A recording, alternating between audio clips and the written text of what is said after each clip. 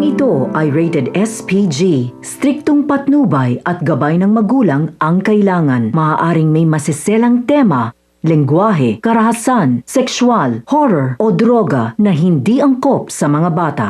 Muntik nang malaman ni Tata ang katotohanan na hindi siya tunay na anak ni Nanay Guapa pagkatapos marinig ng dalaga ang dasal ng nanay niya. Mabuti na lamang na napapaniwala ni Nanay Guapa na hindi si Tata ang tinutukoy niyang hindi niya tunay na kadugo. Samantala, si Bibia naman ay itinuloy nga ang conference interview para ipakita ang bagong mukha ni Venus. Pinasalamatan ni Venus ang lahat, lalo na si Francis, na ngayon ay tila hindi pa rin ito mapalagay sa lahat ng mga nangyayari. Samantala, nalilito pa rin si Francis kung bakit pilit sinisisi ni Venus si Tata sa nangyari sa kanya. Ngunit atin pong pakatutukan sa mga susunod na mga episode, mga kaibigan, dahil mas lalong lalapitin ng tadhana si Francis at Tata matapos makapasok si Tata sa isa sa mga kumpanya ng mga palma.